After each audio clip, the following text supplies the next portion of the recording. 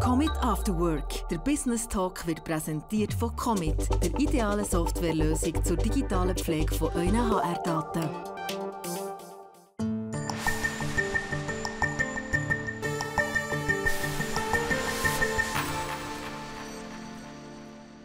Diriger en même temps un centre de formation, un centre culturel, un hôtel et un restaurant, c'est le défi un peu fou que relève depuis 18 ans Didier Juirat. Il est le directeur du CIP à Tramelan. Didier Juirat, bienvenue. Merci et merci de m'accueillir ici en tout cas. C'est exagéré de dire que c'est un défi un peu fou à relever. Alors, je ne sais pas si c'est un défi fou, mais c'est un défi passionnant en tout cas. Et puis, je pense qu'il n'y a pas beaucoup d'établissements qui ont ce genre de défi, où on retrouve tout sous le même toit, comme vous l'avez indiqué. Ça passe de l'hôtel, de la formation d'industrie, de la formation continue, avec plein de choses qui se passent, avec de la culture, le tout sous un même toit. Alors, je crois qu'on est vraiment les seuls en Suisse. Donc oui, c'est un défi peut-être pas fou, mais qui a été imaginé par quelqu'un qui était visionnaire, comme je pense. Et on va en parler tout à l'heure de la création du CIP. Le CIP, c'est l'acronyme de Centre interrégional de perfectionnement. Il est connu avant tout comme lieu de formation pour adultes, de formation continue. Qu'est-ce que ça veut dire exactement? C'est un mot un peu fourre-tout. Oui, alors la formation continue, c'est totalement fourre-tout parce qu'on peut trouver des gens qui font de la formation continue dans des secteurs totalement privés, qui sont aussi des secteurs peut-être de loisirs. Nous, on vise de la formation continue à visée professionnelle, mais plutôt que formation continue qui est assez restrictif au niveau même de la loi. Il y a une loi aussi fédérale qui parle de la loi sur la formation continue, mais qui est très restrictif. Donc nous, on préfère parler de formation tout au long de la vie, comme c'est un peu la notion en Europe. Et puis là, on parle vraiment de formation à visée professionnelle, donc qui peuvent être certifiantes ou non certifiantes. Donc justement, les certificats, on peut avoir, grâce à une préparation aussi, une attestation fédérale, des CFC, on peut aller jusqu'au brevet, mais vous êtes spécialisé surtout dans les métiers du décolletage et de l'horlogerie. Oui, alors pour des formations certifiantes, c'est effectivement là qu'il y a depuis le plus longtemps en fait, des certificats qui sont attribués. AFP plus récemment et les CFC depuis maintenant presque 30 ans. Donc ça signifie qu'effectivement, dans ces métiers-là, c'est des métiers qui répondent aux besoins de l'industrie. C'est aussi pour ça que le CIP a été créé à cet endroit-là, pour pouvoir répondre aux besoins de formation des industries. Et donc là, on a effectivement une spécificité. On n'est pas les seuls, ça se donne aussi dans le canton de Châtel, au niveau de l'horlogerie et de la mécanique. L'horlogerie se donne également dans le canton de Genève, mais c'est aussi des cantons où on parle pas mal d'horlogerie en fait. On va voir une image de l'atelier décolletage justement rempli de machines. Bon là on a ici plutôt un atelier horlogerie. Voilà ici ces machines, des machines qui sont fournies par les entreprises. En grande partie, donc pas exclusivement, mais en grande partie, on a vraiment un soutien des fabricants de machines. Pas seulement des machines, mais aussi des équipements. Donc c'est vrai que vu qu'on a aussi des cours interentreprises, donc pour des apprentis qui viennent un peu de toute la Suisse, et on a de la formation d'adultes, donc ça permet à des personnes de travailler avec un équipement qu'ils vont retrouver dans les entreprises. Et ça permet aussi aux personnes qui fabriquent autant de l'équipement et des machines de pouvoir sensibiliser de nouvelles personnes à leur équipement. Et donc, c'est toujours des clients potentiels pour plus tard. Les autres secteurs du CIP, on l'a dit, donc hôtel, restaurant, centre culturel, finalement, ces secteurs-là sont nés pour permettre aux gens en formation, il y a aussi des gens qui viennent faire des séminaires de plusieurs jours, d'être nourris, de se cultiver, de dormir aussi dans ces structures. Mais entre-temps, certains événements culturels au CIP sont devenus incontournables, par exemple Tram-la-Bulle. Alors j'espère que c'est incontournable, effectivement ça fait longtemps que ça existe. Et puis le CIP est quand même je dirais, c'est un écrin pour mettre beaucoup d'activités en place.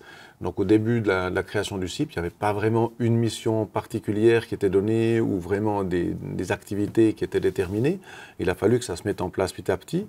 Et avec Tram-la-Bulle, donc il y a une organisation qui s'appelle Regio BD qui est l'organisateur et on fait ensemble finalement. Donc nous, on met l'infrastructure à disposition. Regio BD organise tout ce qui est côté BD en tant que tel. Et puis avec notre secteur culturel, ça fait le lien totalement. Donc oui, ça se passe et ça se passe bien. C'est un des plus anciens festivals de bande dessinée de Suisse. Oui, alors il y en avait un plus ancien, mais il n'existe plus. C'était Sierre en fait. Et puis donc je crois que c'est effectivement maintenant le plus ancien qui existe encore. On voit une image ici. Il y a aussi d'autres événements que vous organisez, CIP Solidaire notamment. Oui. Alors CIP Solidaire, c'est peut-être un autre aspect, c'est-à-dire qu'on est dans une commune qui a aussi beaucoup d'accueil, qui est habitué à accueillir des gens. Il y a même une fondation, aussi Fondation Goba pour la paix, qui est basée à Tramelan. Et puis donc il y a vraiment une culture de l'accueil. Il y a aussi un centre d'accueil pour demandeurs d'asile. Donc il y a un peu cette culture qui est là. Et puis ça fait maintenant quelques années qu'il y a chaque année un jour qui s'appelle CIP Solidaire, où des institutions qui s'occupent d'entraide ou qui sont actives dans le secteur de la migration ou de l'aide à l'étranger aussi, viennent se présenter. Il y a des stands, il y a de la nourriture, il y a une activité assez variée. C'est quoi les difficultés concrètement d'avoir justement tous ces secteurs-là sous le même toit pour vous en tant que directeur? Alors, je dirais plutôt que de difficultés, je dirais justement, ça fait partie du défi, c'est qu'on a beaucoup de métiers différents. Donc on a des métiers qui sont liés à la formation, avec les formateurs qui ne sont pas tous du même secteur en plus, vu que ça va des compétences de base à des formations en horlogerie et puis en mécanique et décolletage. On a des gens qui ont comme métier de travailler dans la culture, au niveau de la médiathèque notamment. On a aussi des métiers de l'hôtellerie et de la restauration, plus des métiers évidemment d'administration, parce qu'il faut aussi un staff qui fait tout le back-office et qui fait tout ça. Donc c'est les cultures différentes qu'on trouve peut-être moins dans des entreprises très spécialisées. Et nous, on a vraiment des cultures très différentes. Ce qui est passionnant, ce qui n'est pas toujours facile aussi pour que les gens comprennent les réalités de chacun, mais c'est ce qui est passionnant. Alors, toute cette histoire commence il y a un demi-siècle, quasiment. Donc, en 1972, le maire de Tramelan, Willy Jeanneret, a un grand projet. Il veut créer un centre de formation continue pour les adultes, en particulier pour les enseignants. C'était une idée avant-gardiste, on peut dire ça. Oui, alors il en a fait un doctorat d'ailleurs, qui a été validé, et puis c'était son idée.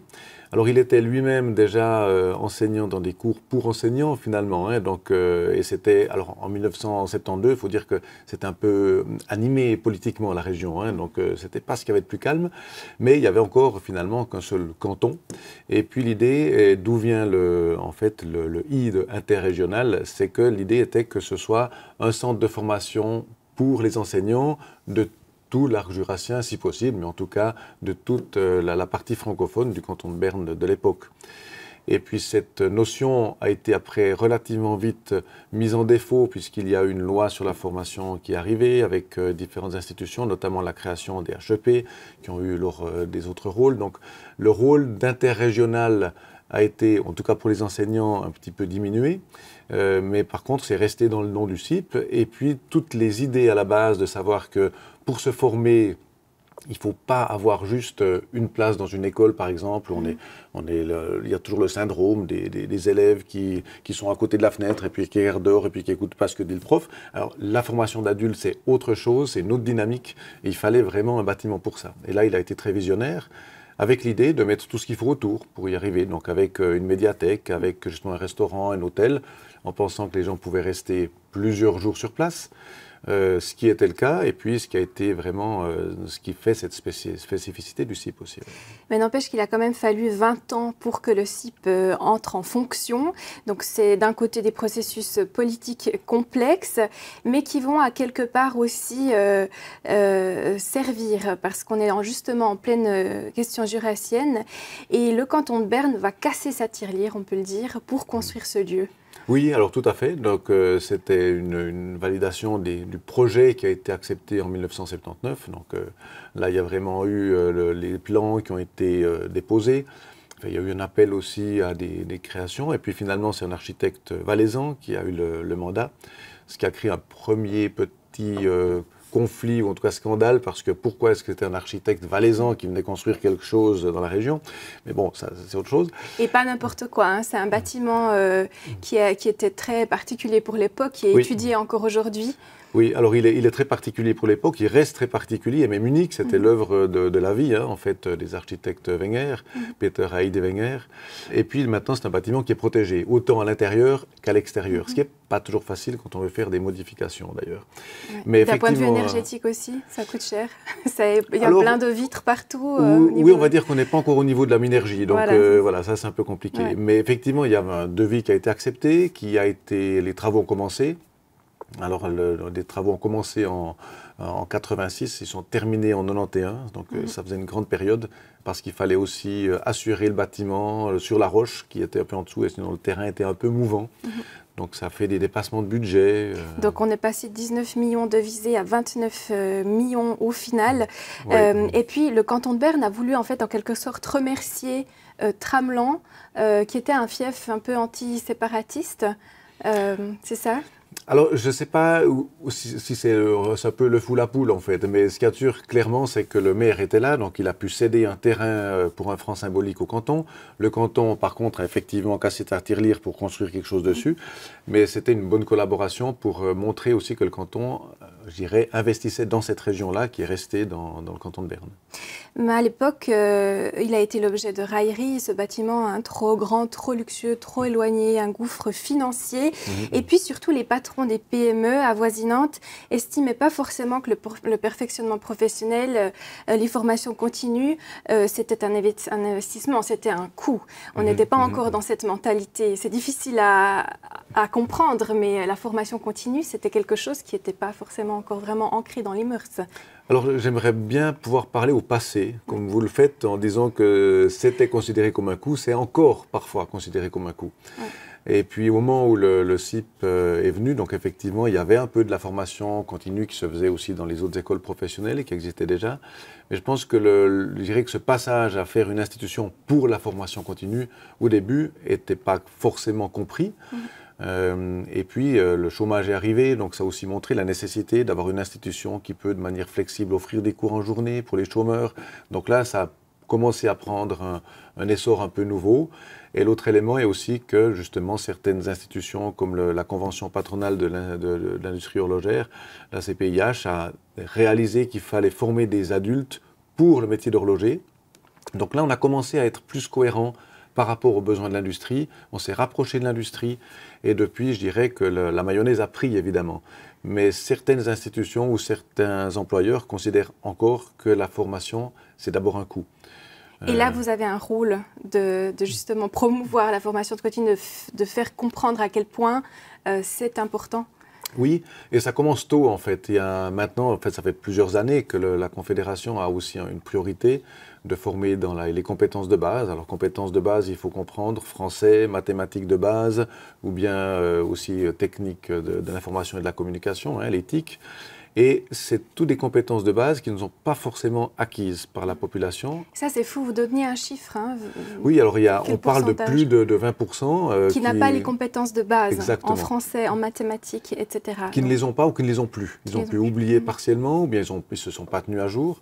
Donc effectivement, et si on veut arriver à ce que ces personnes-là puissent aussi s'adapter aux nouveaux métiers, parce que les métiers évoluent tous les jours, donc elles sont obligées de récupérer leurs lacunes en compétences de base pour pouvoir arriver à se former ensuite.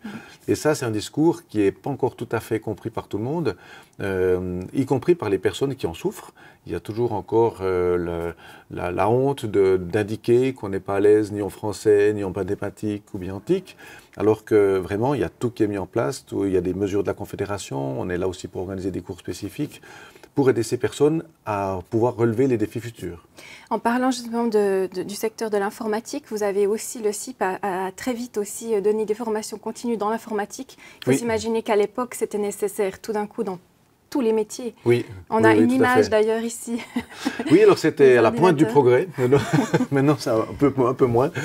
Mais effectivement, donc c'était à l'époque, je me rappelle que le premier ordinateur que j'ai eu, c'était pas au CIP, mais il y avait 20 mégas de mémoire sur un ordinateur, et puis c'était un ordinateur où j'étais dans un bureau où il y avait personne qui savait l'employer. Et c'était comme ça pour beaucoup d'entreprises. Donc il fallait en fait former les gens à se mettre à l'informatique. Maintenant, ça paraît un autre monde, mais c'était comme ça. Quel type de personnes viennent se former? Par exemple, justement, dans l'horlogerie. Vous me parliez de femmes, souvent, qui ont déjà un métier, qui ont une famille et qui, en plus, se lancent dans cette formation pour devenir horlogère. Elles étaient peut-être ce qu'on appelle petites mains à la base. Oui. Alors, c'est effectivement une grande partie des personnes qui viennent se former. On a quand même une majorité de femmes en horlogerie et une majorité écrasante d'hommes dans le décolletage. Donc, c'est des formations qui se déroulent un peu de la même manière, mais on voit vraiment que là, c'est pas encore l'égalité des sexes dans les différents métiers. Et là, effectivement, c'est des femmes qui viennent, qui ont commencé comme petites mains, elles ont envie de progresser. Et puis, si elles commencent dès le début par ces modules, ça fait 6 ans quand même. 6 ans où il faut se former, il faut aller 2 à 3 fois par semaine au CIP pour se former le soir ou parfois le samedi. Et elles le font, elles arrivent au bout. Il y a aussi des hommes, j'entends, mais vraiment, donc ces personnes qui se forment, c'est assez impressionnant, quoi. C'est vraiment toute la vie qui est réorganisée autour de la formation. En 1991, on l'a dit, le CIP existe enfin. Et vous, à ce moment-là de votre vie, vous êtes sur le point de diriger le secrétariat pour les réfugiés de la ville de Bienne, rebaptisé Asile Bienne Région. Qu'est-ce qui vous a attiré dans ce secteur-là, à la base, où vous alliez passer une quinzaine d'années? Alors, c'était de faire connaissance en fait, d'autres cultures. Idéalement, j'aurais bien voulu aller travailler au CICR, de partir à l'aventure, mais je pense que j'étais pas encore très mûr pour le faire et ils l'ont vu. Donc par contre, j'ai travaillé, c'était à Bienne, et puis là, par contre, j'ai beaucoup voyagé en accueillant les gens qui venaient d'ailleurs. Et c'était un magnifique apprentissage de voir aussi que la vie, c'est pas toujours facile, qu'il y a vraiment de tout qui est vécu. On a des systèmes qui sont pas toujours idéaux non plus. Et puis qu'il y a des gens qui arrivent, qui sont au bord de la route, et puis il faut autant que possible, dans le cadre légal, les aider à avancer. Mais aussi, c'est là qu'on voit qu'il y a de la limite dans les aides qu'on peut apporter, et puis il faut l'accepter. Quel lien avec votre métier aujourd'hui, directeur du CIP? Alors je pense qu'il y a un premier lien qui est le fait de travailler avec des gens et dans un domaine qui n'est pas uniquement financier. Donc ça signifie qu'il y a un lien avec la société, il y a un lien à développer, un lien avec les gens, de développer des outils, de développer vraiment aussi cette collaboration. Et un autre lien qui existe, c'est qu'autant au niveau de l'asile que du secteur du CIP, on est une institution qui est hybride, c'est à savoir qu'on a une utilité publique, mais on a aussi quand même des nécessités de rendement, de possibilité d'être efficace au niveau économique. Donc c'est un très bon compromis.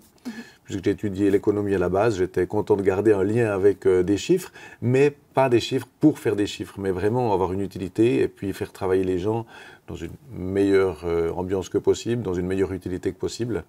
Et donc ça, c'est pour moi le lien. Je pense que c'est le lien social qui est important. Vous devez vous autofinancer justement à 50%, le reste provient du canton. Est-ce que vous avez une pression financière ou finalement vous êtes un peu pépère là depuis 18 ans à la tête du CIP? Non, alors je pense qu'on n'est pas pépère du tout. Et puis c'est vraiment même l'image qu'on doit faire accepter par les autres. On a encore parfois une réputation d'être une institution cantonale, bien tranquille, etc. Et non, ce n'est pas le cas. Donc on a vraiment cette nécessité d'être rentable, de pouvoir développer des produits qui sont rentables aussi. Au niveau de l'hôtel, du restaurant, c'est un secteur qui doit être autant que possible autofinancé. Donc ça signifie qu'on doit aussi vraiment toujours chercher des développements en plus. Mais surtout, en fait, on est dans une flexibilité qui est obligatoire, dans le sens qu'on doit répondre à des besoins, autant pour nos formations que pour tous les services qu'on a, des besoins de l'industrie, des besoins de la population. Donc si on était pépère, on pourrait très bien dire, voilà, on s'en fiche, ça ne marche pas, tant pis, et puis on a notre salaire qui tombe, mais ce n'est pas comme ça. Mais c'est une réputation qu'on doit vraiment casser, en fait, et puis voilà, j'espère qu'aujourd'hui, en étant là, puis en l'expliquant, que ça peut peut-être encore casser des idées préconçues.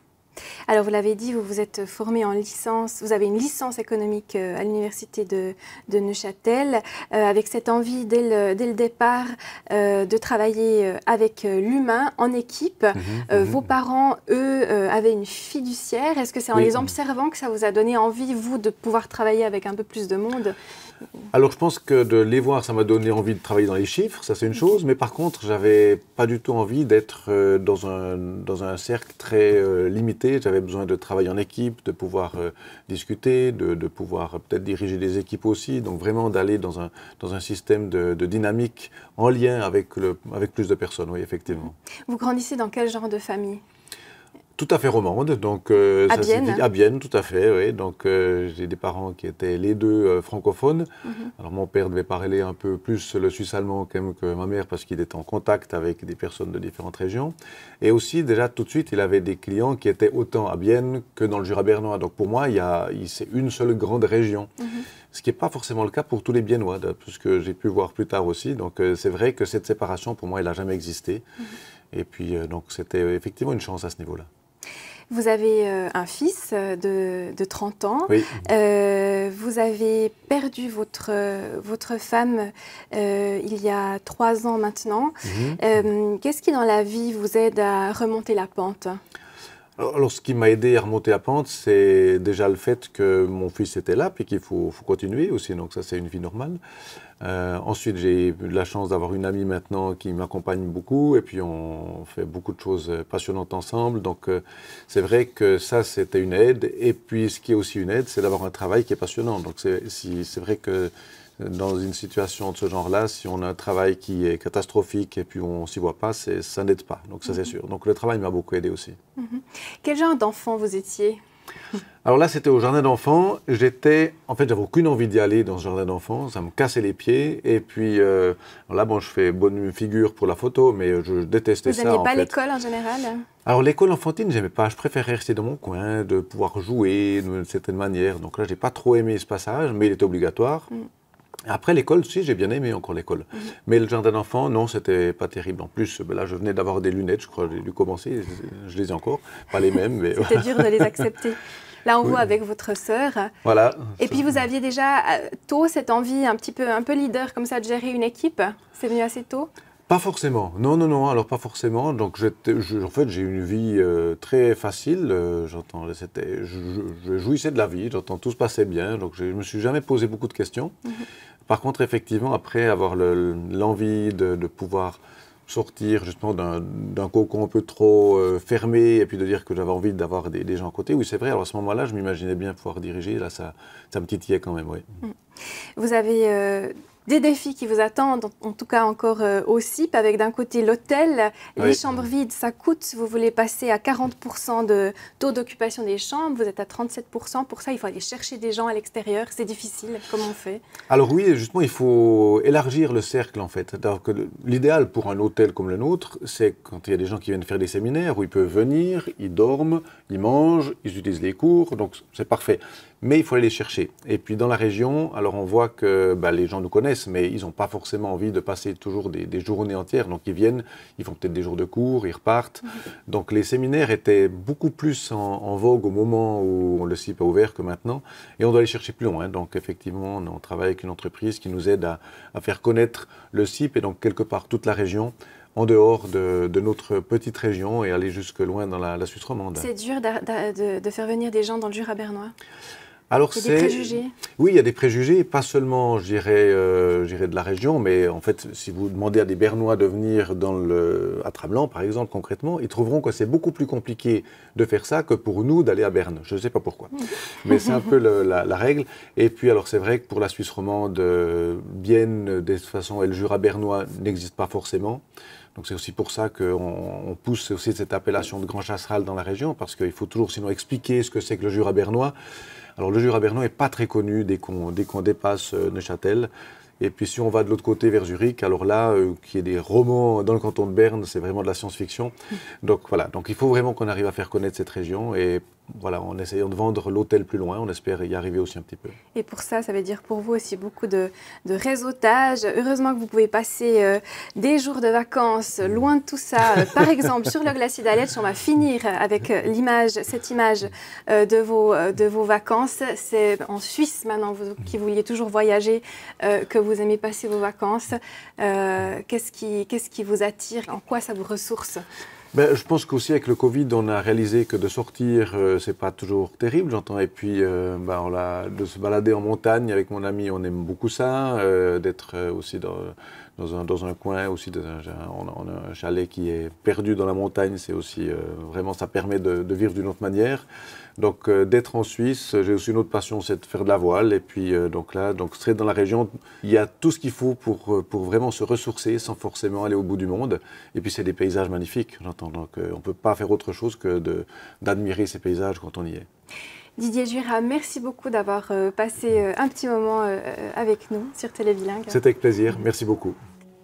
Quant à nous, on se retrouve très prochainement pour une prochaine émission Commit After Work, le Business Talk.